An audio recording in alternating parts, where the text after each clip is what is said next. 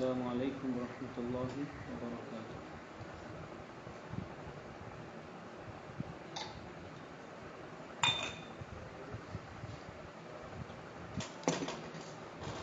امید ہے کہ عربی دوم کے بچے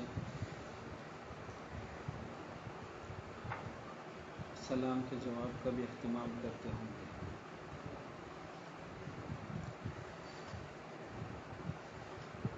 ویسے ابھی ہماری قسمت میں آپ کی طرف کا سلام نہیں ہے، تو کم از کم ہم آپ کو سلام کر رہے ہیں، اس کے جواب کی تو ضرور امید رہتی ہے۔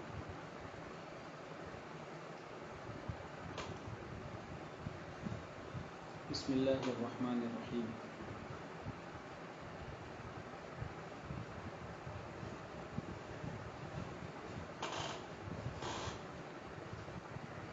یاد ہوگا پچھلے سبق میں ہم لحن خفی کو سمجھ رہے تھے۔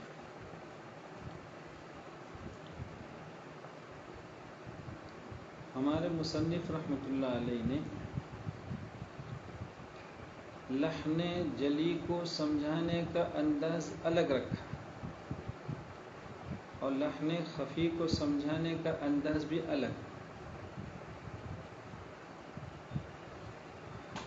لحن جلی کو جب سمجھایا تو یہ نہیں بتلایا کہ کیا کیا غلطی کریں گے، کس میں غلطی، مخرج میں غلطی کریں گے، صفات لازمہ ممیزہ میں غلطی کریں گے، صفات عارضہ غیر محسنہ میں غلطی کریں گے تو لحن جلی ہوگی، یہ نہیں فرمایا، بلکہ یہ کہا کہ اگر ایک حرف دوسرے سے بدل گیا، گھٹا بڑھا دیا گیا، حرکت میں غلطی کی، متحرک کو ساکن اور ساکن کو متحرک پڑھا، یہ لحن جلی ہے۔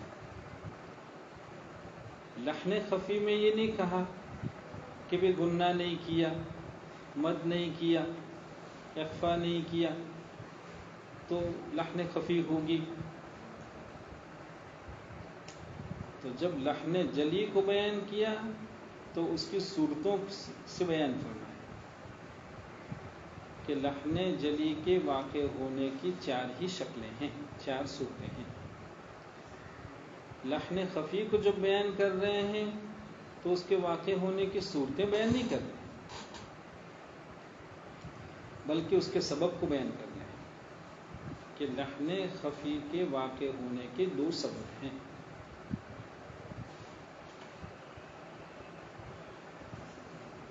دو چیزوں میں غلطی کرنا لحن خفی ہے۔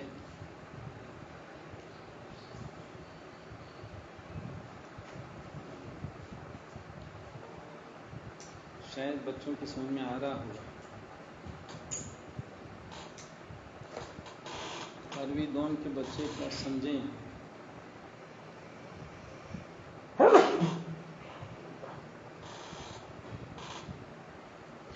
اس سے پہلے بھی آپ کو سمجھایا تھا کہ آپ فن کی ایک بہت اہم کتاب پڑھنے جا رہے ہیں۔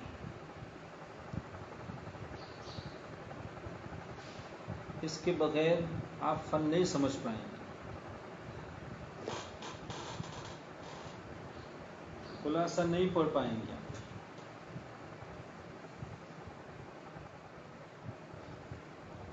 اس لیے آپ بچوں سے پھر ہم ایک مرتبہ کہتے ہیں کہ بلا ناغہ روزانہ جو کچھ سبق ہوتا ہے آپ اپنے طور پر اس کا خلاصہ لکھیے۔ 35 منٹ کا جو سبق ہوتا ہے آپ خلاصہ ایسا لکھیے کہ آپ 10 منٹ میں کہہ دیں اور پھر اس کو یاد کریں۔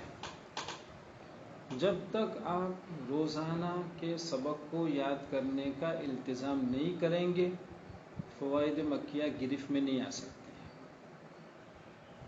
فوائد مکیہ پر آپ کو قابو نہیں ہوگا،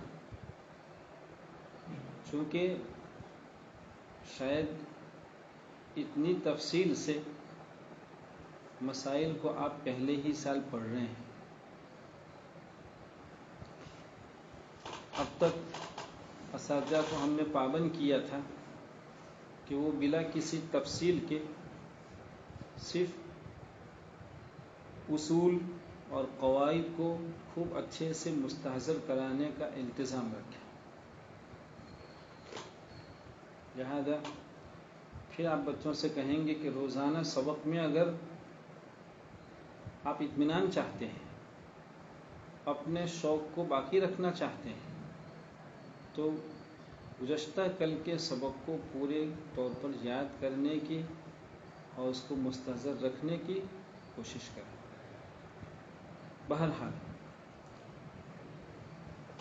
ہم یہ بتلا رہے تھے کہ دیکھیے لحن خفی کو بیان فرماتے ہوئے ہمارے مصنف رحمۃ اللہ علیہ یہ فرما رہے ہیں کہ 2 چیزوں میں غلطی کرنا لحن خفی ہے.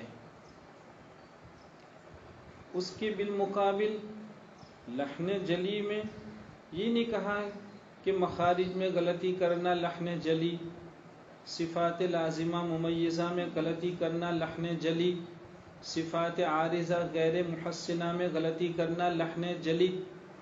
وہاں یہ نہیں فرمایا کس کس میں غلطی کرنا جلی. معلوم ہوا کہ لحن جلی کی تفہیم کا انداز الگ تھا اور لحن خفی کی تفہیم کا انداز الگ ہے. وہاں لحن جلی کے وقوع کی صرف شکلیں بیان کی کہ دیکھو اس طرح کی کوئی غلطی ہوئی، اس طرح کی کوئی غلطی ہوئی تو لحن جلی. لحن خفی میں یہ نہیں فرمایا کہ مد نہیں کیا تو لحن خفی،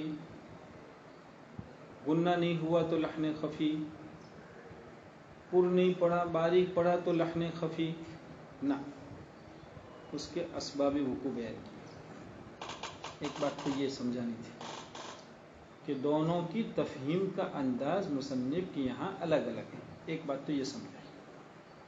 آپ جب خلاصہ لکھیں تو 1 سطر میں اس کا خلاصہ لکھ سکتے ہیں. نمبر 2، اب سمجھے بات کیا ہے. لحن خفی کی عبارت آپ کے سامنے کتاب ہو، انگلی رکھ کے پھر کتاب پڑھیے 1 مرتبہ. اور اگر ایسی غلطی ہوئی، مل گیا ہوگا ہمارے آپ کے پاس جو نسخہ اس میں تو عنوان بھی ہے لحن خفی کے اسباب وقوع، تو اس کے بعد عبارت پڑھیے. اور اگر ایسی غلطی ہوئی کہ لفظ کا ہر حرف، یہ بات سمجھائی تھی، اب باقی سب چھوڑ دیں، ثابت رہے، اور ثابت کا ترجمہ ہم نے کیا تھا سلامت رہے. تو اب کیا عبارت بنی شروع سے، اور اگر ایسی غلطی ہوئی کہ لفظ کا ہر حرف سلامت ہے. کیا معنی لفظ کا ہر حرف سلامت؟ کوئی حرف بدلا نہیں آپ نے، مانا جو لحن جلی کہلاتی تھی وہ نہیں ہوئی.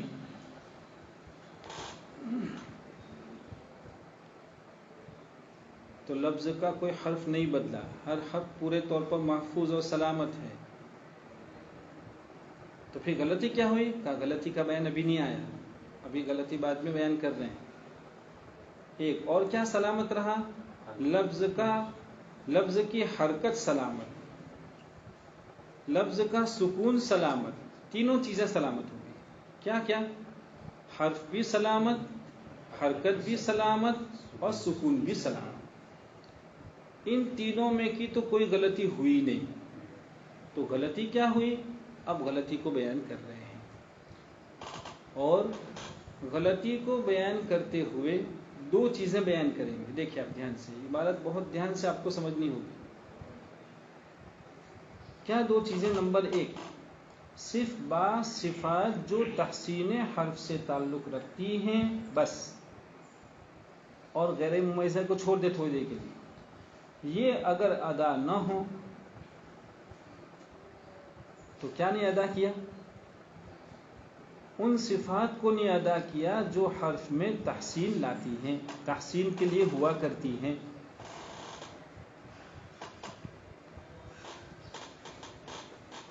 یعنی صفات عارضہ محسنہ کو نہیں ادا کیا.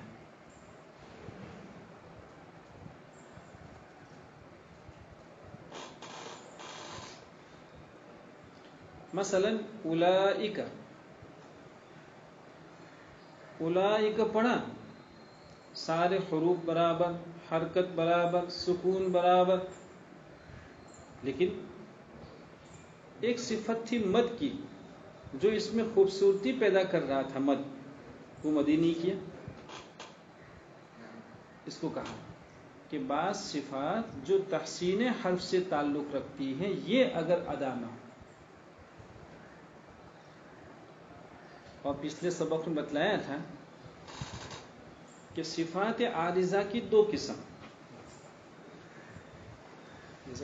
آپ خود کیوں کسی کو بھیج دو۔ صفات عارضہ کی دو قسم، عارضہ محسنہ اور عارضہ غیر محسنہ۔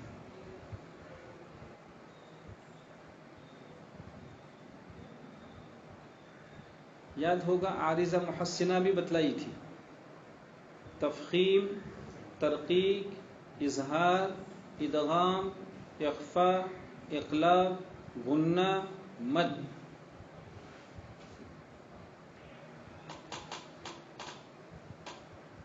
ان میں سے کسی صفت کو ادا نہیں کیا تو یہ لحن خفی۔ معلوم ہوا لحن خفی کا ایک سبب تو یہ ہوگا، کیا سبب ہوا؟ وہ عارضہ جو حرفوں میں تحسین کے لیے ہوا کرتی تھی، خوبصورتی پیدا کرنے کے لیے ہوا کرتی تھی، ان میں سے کسی کو نہیں ادا کیا تو لحن خفی۔ ایک اس کو سمجھنے کے لیے عبارت کیا پڑھی ہم نے، کس طرح عبارت بتلائی؟ صرف بعض صفات جو تحسین حرف سے تعلق رکھتے ہیں یہ اگر ادا نہ ہوں تو لحن خفی۔ ایک لحن خفی کا دوسرا سبب، اس کو سمجھنے کے لیے پھر ایک مرتبہ عبارت دیکھیے، ثابت رہے ہیں نا، ثابت رہے، اس کے بعد دیکھیے عبارت کس طرح پڑھ رہا ہوں، صرف بعض صفات جو کہ غیر ممیزہ ہیں یہ اگر ادا نہ ہوں تو لحن خفی۔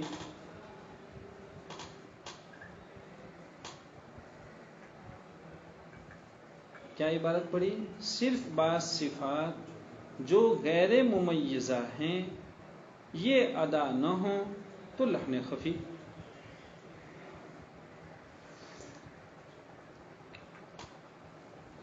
معلوم ہوا دو چیزیں لحن خفی، دو چیزوں میں غلطی کرنا لحن خفی کا سبب۔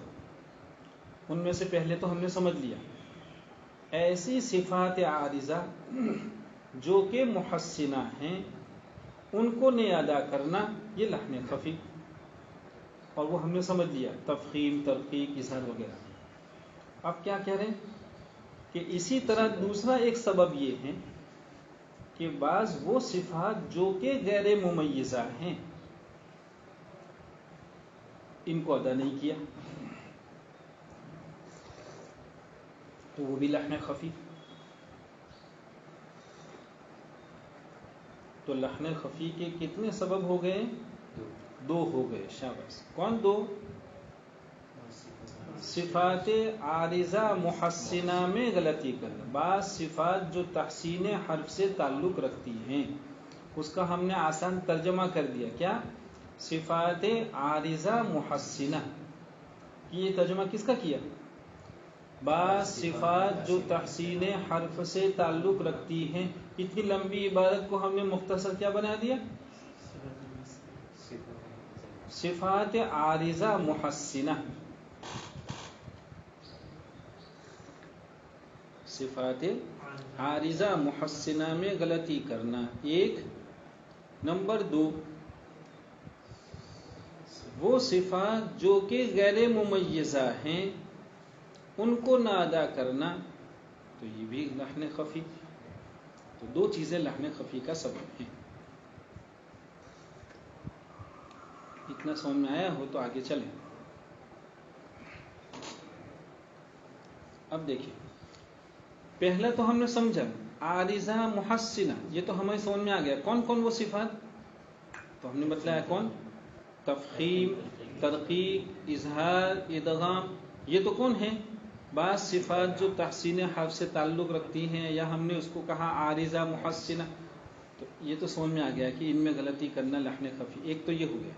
دوسرا کیا سمجھ رہے ہیں کہ بعض صفات جو غیر ممیزہ ہیں ان کو نہیں ادا کیا، تو وہ کون سی جو غیر ممیزہ ہیں؟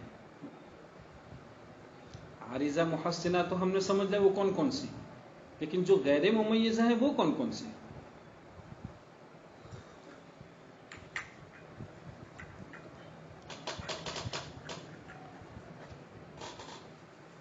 دیکھیے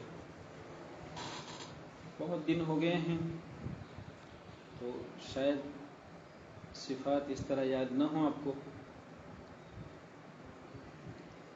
کہ ایک حرف کی ساری صفات لازمہ آپ کہیے، جب تک آپ کسی ایک حرف کی صفات لازمہ نہیں کہہ پائیں گے وہاں تک غیر ممیزہ کو سمجھنے میں آپ کو پریشانی ہوگی۔ دیکھیں ہم جیسے بتلاتے ہیں آپ کو، 29 حرفوں میں سے کوئی بھی ایسے 2 حرف لے لیں جن کا مخرج ایک ہو، جن کا مخرج ایک ہو، مثلا حا اور عین، مثلا حا اور عین دونوں کا مخرج ایک، لیکن ہم دیکھتے ہیں کہ حا کی آواز کچھ ہے، عین کی آواز کچھ ہے، حالانکہ جب مخرج ایک ہے تو دونوں کی آواز ایک ہی آنی چاہیے۔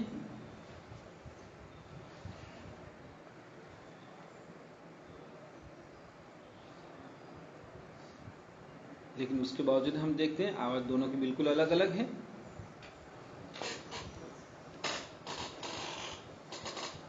اس کو سمجھنے کے لیے اور تھوڑا نیچے آ جائیے،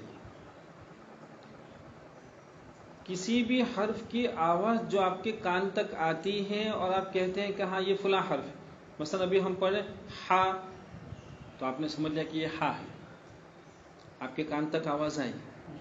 یہ جو آواز ہا کی ہم بنا رہے ہیں وہ 2 چیزوں سے بنتی ہے، مخارج اور صفات لازمہ، مخارج اور، تو کسی بھی حرف کا مسمى، اب اصطلاحی زبان استعمال کر رہا ہوں، کسی بھی حرف کی ادا، اس کا تلفظ، اس کی آواز، اس کا مسمى، یہ بنتا ہے 2 چیزوں سے، مخارج اور صفات لازمہ۔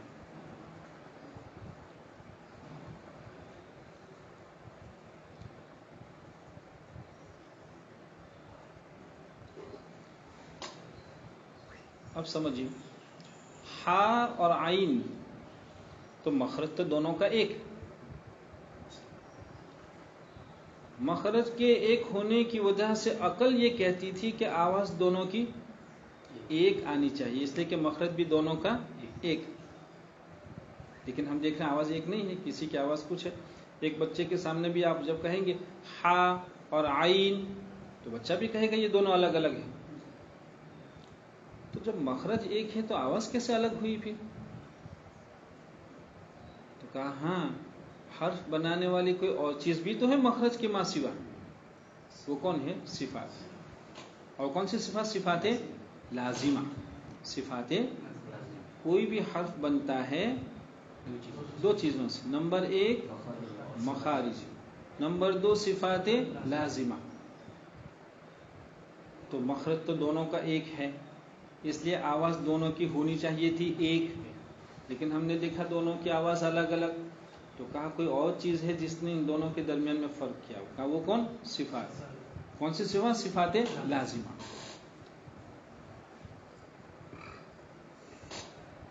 اب صفات لازمہ تو ہمیں دیکھنا پڑے گا وہ کون صفات لازمہ ہیں، تو ہا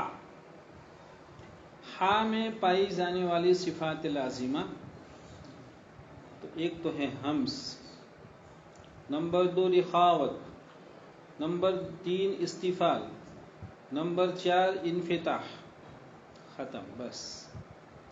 ہا میں پائی جانے والی صفات لازمہ کل ملا کر 4 ہو گیا۔ کا عین، اس میں پائی جانے والی صفات لازمہ، تو وہ کون؟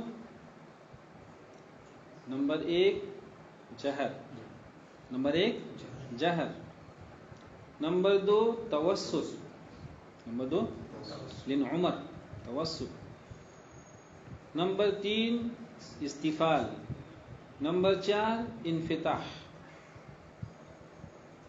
دیکھو ہم نے دونوں حرف کی صفات الگ الگ کہی، دونوں میں 4 پائی جاتی ہے۔ اب نہیں لکھا ہے تو پھر جلدی جلدی لکھ لیں۔ ہا کی صفات لازمہ ہمز، رخاوت، استفال، انفتاح۔ عین میں جو صفات لازمہ ہیں جہر، توسط، استفال، انفتاح۔ اب جب آپ دونوں کو ملائیں گے تو آپ دیکھیں گے کہ استفال، انفتاح یہ 2 صفتیں ایسی ہیں جو دونوں میں پائی جا رہی۔ جیسے مخرج دونوں کا ایک تھا، ایسے ہی یہ دونوں صفت بھی دونوں میں پائی جا رہی، ان میں بھی دونوں ایک۔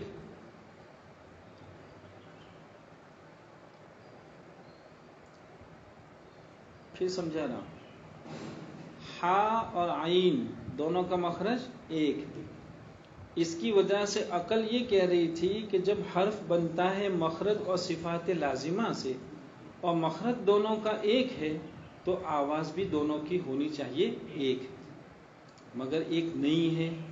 ایسا کیوں؟ تو کہا مخرج ایک ہے، کیا صفات میں بھی ایک ہیں؟ اگر مخرج میں بھی ایک ہو اور صفات لازمہ میں بھی ایک ہو تو پھر آواز دونوں کی آئے گی کیسی؟ ایک، اس لیے کہ حرف بنتا ہے 2 ہی چیزوں سے۔ تو ہم نے ان دونوں کی صفات لازمہ پر غور کیا، تو صفات لازمہ میں پھر استفال اور انفتاح یہ 2 صفتیں مخرج کی طرح ایک ہیں، ہا میں بھی پائی جا رہی ہے اور عین میں بھی پائی جا رہی۔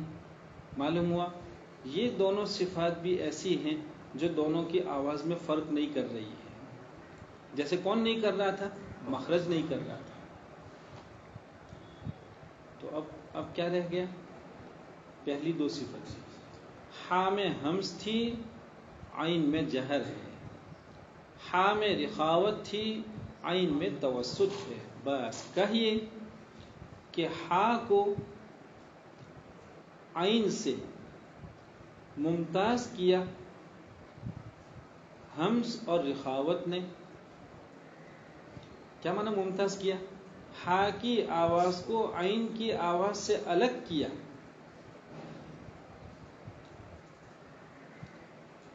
ہمز اور رخاوت نے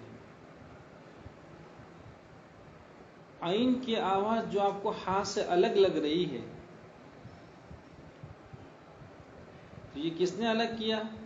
جہر اور توسط نے۔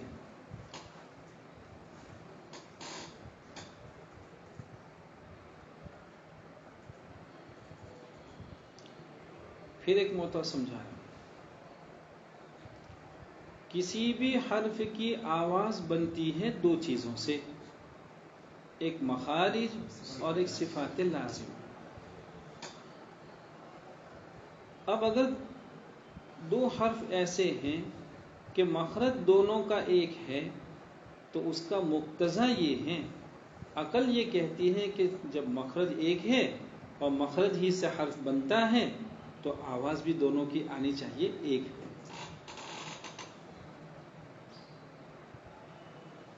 لیکن یہ بات اس وقت ہوتی جب کوئی بھی حرف صرف مخرج سے بنتا ہوتا۔ ہم نے تو کہا کہ حرف تو بنتا ہے 2 چیزوں سے، مخرج اور صفات لازمہ۔ مخرج میں ایک ہے لیکن صفات میں بھی ایک ہے، یہ دیکھنا ہوگا۔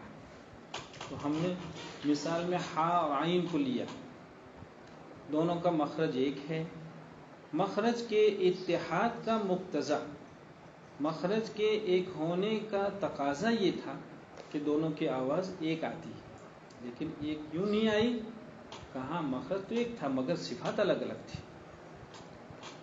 کون صفات الگ الگ؟ ہا میں ہمز ہے اور رخاوت جو عین میں نہیں ہے، عین میں جہر ہے، توسط ہے جو کس میں نہیں ہے؟ ہا میں نہیں۔ معلوم ہوا ہا کی اور عین کی آواز میں جو فرق ابھی ہمارا کان محسوس کر رہا ہے، یہ فرق کیا ہے پہلے تو صفات نے. کون فرق نہیں کیا؟ مخرج تو نہیں کر سکا، لیکن یہ فرق کس نے کیا؟ صفات نے. اور کون سی صفات نے کیا؟ تو کہا ہمس، رخاوت، جہر، توسط نے کیا.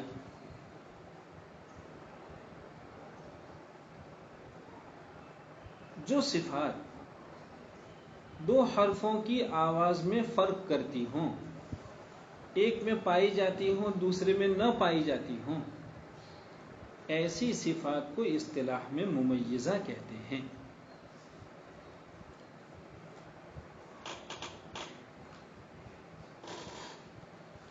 ایسی صفات کو اصطلاح میں ممیزہ کہتے ہیں.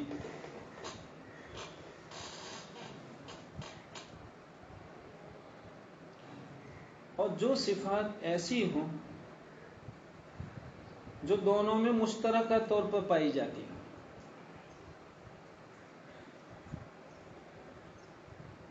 وہ لازمہ تو ہیں لیکن غیر ممیزہ ہیں.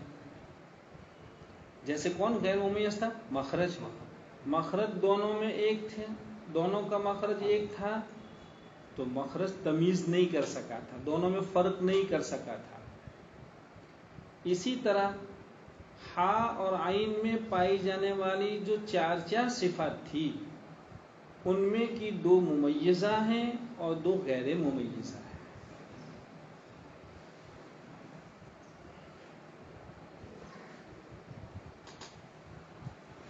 اب ممیزہ کی تعریف آپ کریں گے. ممیزہ کیا معنی؟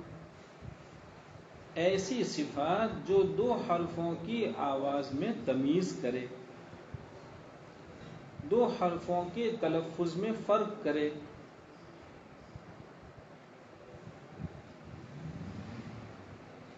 ایسی اصطلاحی تعریف تو دوسری ہے. متحد المخرج دو حرفوں کی آواز میں جو صفات لازمہ فرق کرتی ہیں ان کو کہا جاتا ہے ممیزہ.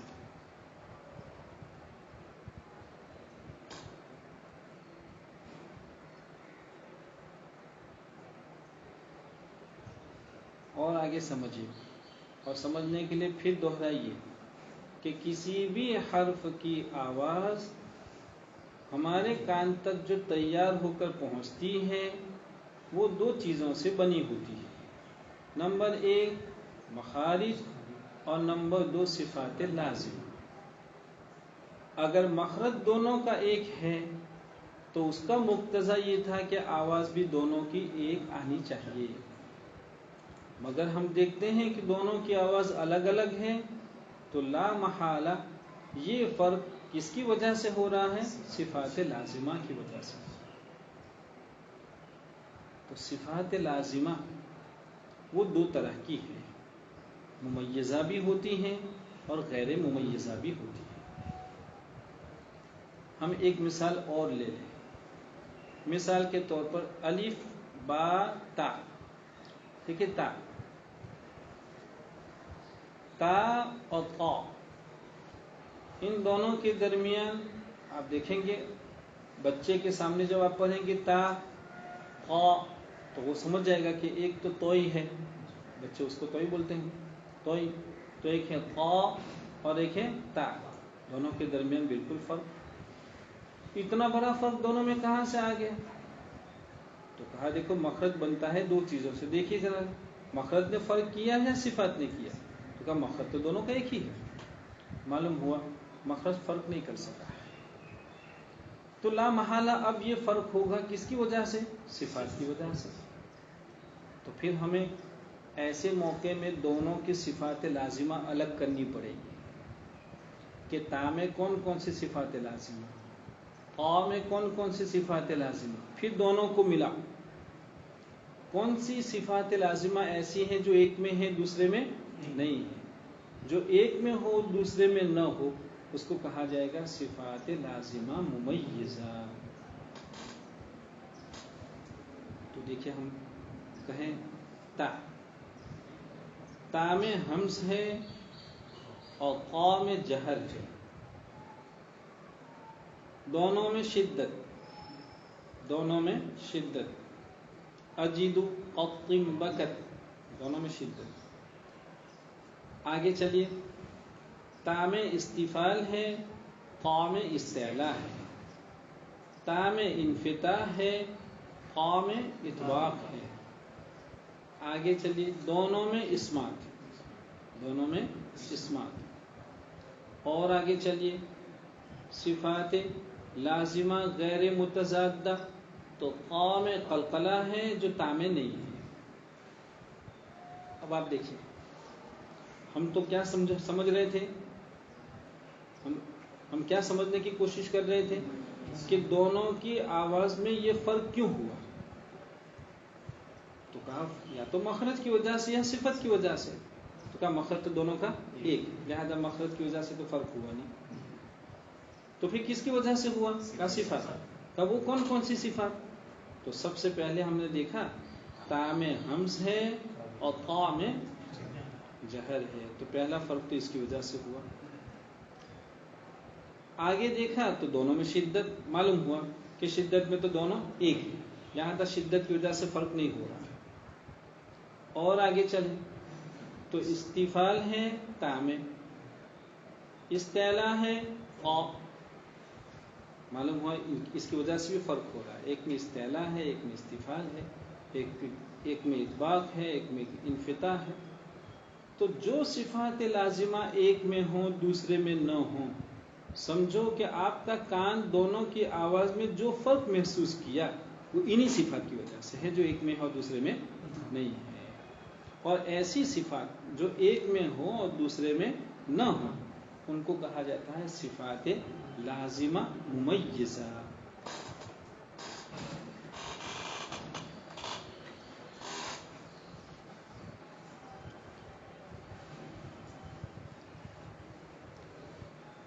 اب تک ہم نے کیا سمجھا؟ ممیزہ اور غیر ممیزہ کیا ہے اس کو سمجھا.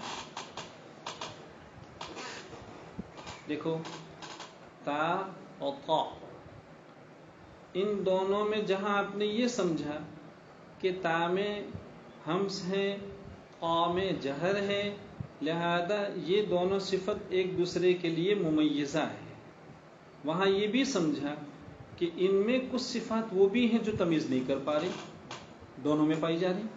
مثلا دونوں میں شدت ہے، دونوں میں شدت، تو شدت کی وجہ سے فرق نہیں ہوا. تو صفت شدت دونوں حرفوں کے لیے، چاہے تا ہو یا چاہے قا ہو، دونوں کے لیے غیر ممیزہ. اسی طرح آپ نے دیکھا اسمات دونوں میں پائی جا رہی، لہذا یہ بھی کیا ہے، چاہے لازمہ ہے لیکن غیر ممیزہ. تو ان دونوں حرفوں میں پائی جانے والی جو صفات لازمہ ہیں ان میں کی کچھ تو ممیزہ ہیں تو کچھ کیسی ہیں، غیر ممیزہ ہیں. شاید اب تو ممیزہ اور غیر ممیزہ اچھے سے سمجھ میں آ گیا ہوگا، ورنہ اور آگے چلیے. مثال کے طور پر جیم، مثال کے طور پر جیم، جیم شین، دونوں کا مخرج ایک ہے. جیم اور شین دونوں کا مخرج ایک. معلوم ہوا ہمارا کان جیم اور شین دونوں کے درمیان جو فرق محسوس کر رہا ہے کہ یہ جیم ہے اور یہ شین ہے، تو مخرج کی وجہ سے نہیں، اس لیے کہ مخرج تو دونوں کا ایک، درمیان زبان. لا محالہ یہ فرق ہے کس کی وجہ سے؟ صفات. کیوں؟ اس لیے کہ حرف تو بنتا تھا دو ہی چیزوں سے، مخرج سے یا صفات لازمہ سے.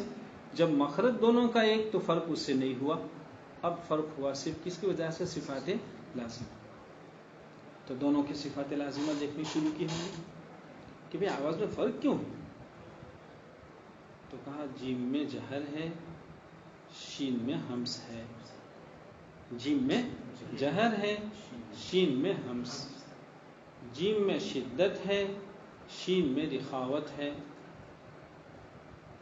دونوں میں استفال، دونوں میں انفتاح، دونوں میں اسمات. پھر آگے گئے تو جیم میں قلقلہ جو شین میں نہیں، شین میں تفشی جو جیم میں نہیں. تو تو اب دونوں کی صفات لازمہ آپ لکھیے، دونوں میں 6 صفات لازمہ پائی گئی، جیم میں بھی 6 اور شین میں بھی 6، لیکن ان میں سے کچھ وہ ہیں جو دونوں میں پائی جا رہی، اور جو دونوں میں پائی جائے اس کو کہا جائے گا غیر ممیزہ، ایک میں ہو ایک میں نہ ہو اس کو کہا جائے گا ممیزہ۔ اب آپ کو سمجھ لیں، جیم میں جہر 1، شدت 2، قلقلہ 3، یہ 3 صفات ایسی ہیں جو شین میں نہیں ہیں، لہذا ان 3 صفات نے جیم کو ممتاز کیا۔ اب اصطلاحی زبان استعمال کر رہا ہوں، 3 صفات لازمہ وہ ہیں جس نے جیم کو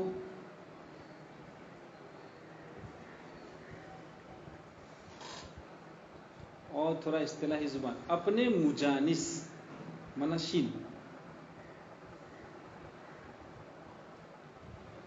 مخرج جن کا ایک ہو اس کو مجانس کہا جاتا ہے، ان کو باہم مجانس کہا جاتا ہے۔